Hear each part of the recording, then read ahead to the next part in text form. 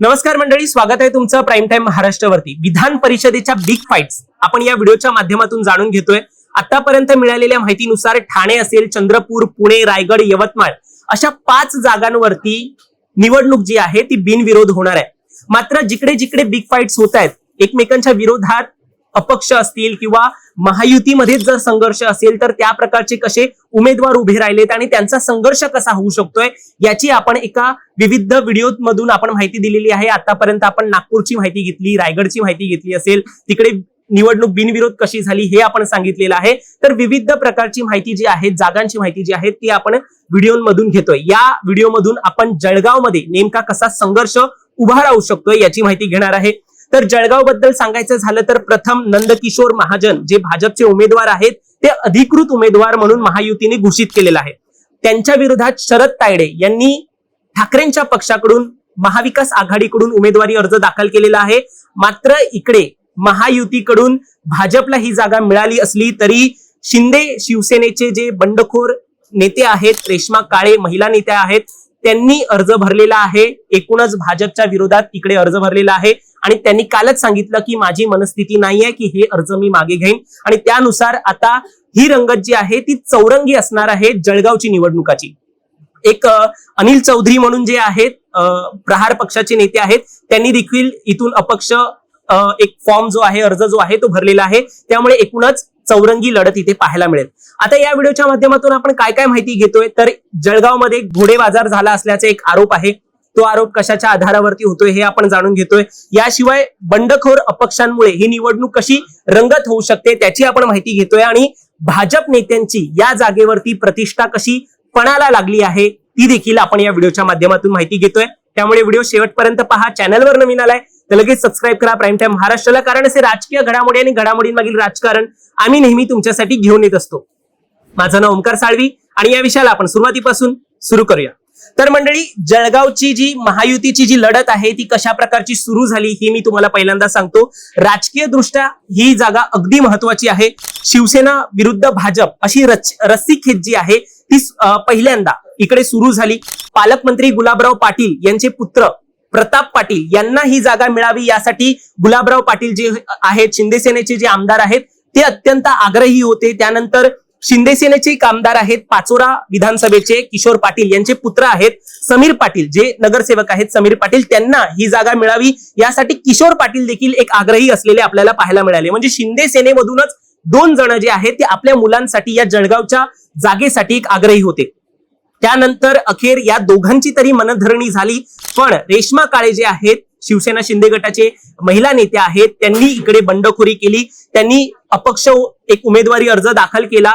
म्हटलं जाते एकनाथ शिंदेने त्यांना फोन केला, श्रीकांत शिंदेंनी त्यांच्याशी संपर्क साधण्याचा प्रयत्न केला, मात्र रेश्मा काळे यांनी शेवटपर्यंत त्यांचा अर्ज जो आहे तो या जागेवरती कायम ठेवला। आता एकूण 16 उमेदवारांनी या जळगावच्या जागेवरती अर्ज भरलेला, मात्र यापैकी 12 जणांनी त्यांचा अर्ज मागे घेतलाय आणि आता हे 4 जण जे आहेत ती जळगावची निवडणूक लढवणार आहेत आणि ही निवडणूक अत्यंत रंगणार आहे असंच म्हणता येतंय।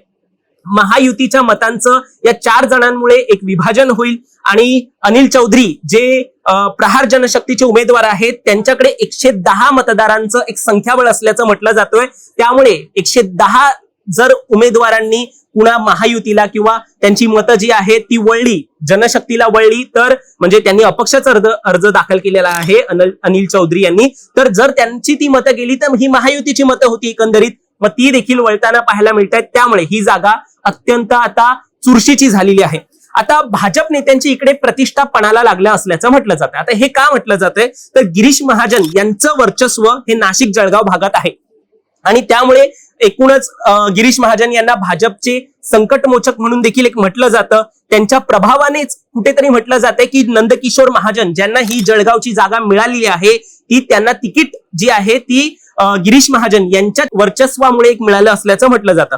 एकूणच मी तुम्हाला नंदकिशोर महाजन यांचं कार्य देखील सांगतो। ते रावेर तालुक्यातील बीजेपीचे एक संघटन उभं करणारे एक प्रभावशाली नेतृत्व असल्याचं म्हटलं जातं। ते पक्षाचे आंदोलन असतील, भारतीय जनता पार्टी पक्षाचे आंदोलन असतील तर त्याचं व्यवस्थापन ते पाहतात। एकूणच निवडणूक व्यवस्थापन देखील त्यांनी पाहिलेलं आहे आणि ग्रामीण भागामध्ये, जळगावच्या ग्रामीण भागामध्ये त्यांनी त्यांचं एक जाळं जे आहे, नेटवर्क जे आहे ते पसरवलं असल्या कारणाने त्यांना ही जागा मिळाली असल्याचं म्हटलं जातं. मात्र यामध्ये गिरीश महाजन यांचा प्रभाव असल्याचं बहुतेक आर्टिकल्स आहेत, बहुतेक माध्यमे आहेत, त्यांनी हीच माहिती दिलेली आहे. आता याशिवाय ही निवड एक फक्त जी झालेली आहे ती भाजपचं नेतृत्व स्पष्ट करणारी देखील असल्याचं म्हटलं जातंय. म्हणजे जी नंदकिशोर महाजन यांची निवड झाली आहे त्याच्यामुळे भाजपचं नेतृत्व कशा प्रकारे एक जळगाव भागामध्ये आहे किंवा नाशिक भागामध्ये आहे हे दाखवून देण्याचा यामधून एक प्रयत्न असल्याचं देखील म्हटलं जातंय. हे कशावरती म्हणतोय की एकनाथ खडसे यांनी जेव्हा पक्ष त्याग केला त्यानंतर भाजपचं नेतृत्व हे गिरीश महाजन यांच्या भोवती फिरू लागलं आणि मग जिल्हा बँक असतील, बाजार समित्या असतील, स्थानिक स्वराज्य संस्था असतील किंवा राजकीय नियुक्त्या असतील, यामध्ये गिरीश महाजन यांचा प्रभाव वाढला आणि त्यामध्येच एकूणच ही निवड जी आहे ती आता नंदकिशोर महाजन यांची झाल्याने देखील त्यांचाच देखील प्रभाव इथे असल्याने म्हणजे राजकीय समीकरण जे आहे या परिसरातील हे गिरीश महाजनांच्या हाती असल्याचं एक म्हटलं जात आहे. कारण की ही जी निवड जी आहे ती महाजनांनी केलेली आहे त्यामुळे बहुतेक माध्यमे म्हणतात की या भागामध्ये महाजनकी जी आहे ती चाललेली आहे आणि त्यामुळेच ही जागा आहे जळगावची ती नंदकिशोर यांना मिळाली. आता महत्वाचं म्हणजे हा प्रभाव जो आहे महाजनांचा, गिरीश महाजनांचा, हा आपण या कारणासाठी देखील पाहतो कारण की पालकमंत्री पद जे आहे ते नाशिकचं जे आहे ते कशा प्रकारे रखडलेलं आहे ते देखील आपल्याला यातून त्यांचा प्रभाव जो आहे तो जाणून घेता येतोय. आता एकूणच असे देखील आरोप होत आहेत, महाविकास आघाडीकडून हे आरोप होत आहेत की जळगावमध्ये घोडे बाजार चालू आहे आणि या घोडे बाजाराची किंमत लाखोंमध्ये गेलेली आहे. लाखोंमध्ये हे जेव्हा म्हटलं जाते तेव्हा त्याची किंमत ही आपण जेव्हा मोजतो तेव्हा जवळपास 20 ते 25 लाखांपर्यंत इतक्या रकमे एवढा व्यवहार जो आहे तो मतदानाचे जे सदस्य आहेत त्यांचं सदस्य जे आहे ते विकत घेण्यासाठी 20 ते 25 लाख रुपये दिले गेल्याचे आरोप जे आहेत ते महाविकास आघाडीकडून होत आहेत. आता एकूणच जळगावचं पक्षीय बळाबळ पाहणं देखील तितकंच महत्वाचं ठरतं. ते महत्वाचं या कारणाने कारण की महायुतीचा या जळगावमध्ये प्रभाव जो आहे तो स्थानिक स्वराज्य संस्थेत सगळ्यात जास्त आहे. सगळ्यात जास्त यासाठी मी म्हटलं की बीजेपी आणि शिंदे सेना यांची सदस्य संख्या ही जळगावमध्ये जास्त असल्या कारणाने इकडे पक्षीय बळाबळ जे आहे ते महायुतीकडून वळतंय. मात्र नगर परिषद, नगर पंचायत हे जळगावमध्ये 13हून अधिक नगर परिषदा आहेत आणि त्यामध्ये बीजेपीचं संख्याबळ सर्वाधिक आहे त्यामुळे ही जागा जी आहे ती कुठेतरी बीजेपीकडे आली. मात्र आता भाजपची जरी उमेदवारी ही निश्चित झाली असली तरी एकीकडे शिंदे सेनेकडून देखील इथे बंडखोरी झालेली आहे. त्यामध्ये जळगाव महापालिकेची जर आपण आकडेवारी पाहतो तर भाजपकडे 46 नगरसेवक आहेत, शिंदे गटाकडे 22 आहेत आणि ठाकरेंकडे 5 आहेत आणि एनसीपीकडे 1 आहे. म्हणजे एकूणच 46 बीजेपीकडे आहेत तर शिंदे गटाकडे 22 आहे. मात्र तरी देखील अशा प्रकारची बंडखोरी जी आहे ती जळगावमध्ये आपल्याला होताना पाहायला मिळते.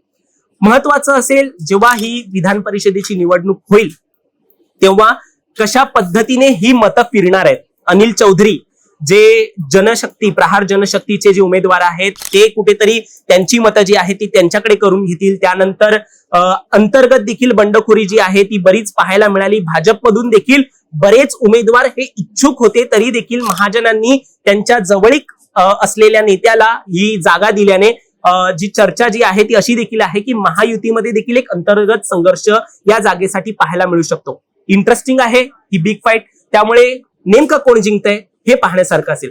तुम्हाला या सगळ्यावर काय वाटतं तुमचं मत देखील आम्हाला कमेंटमध्ये नक्की सांगा आणि असेच राजकीय घडामोडी पाहण्यासाठी सबस्क्राईब करा प्राईम टाइम महाराष्ट्राला.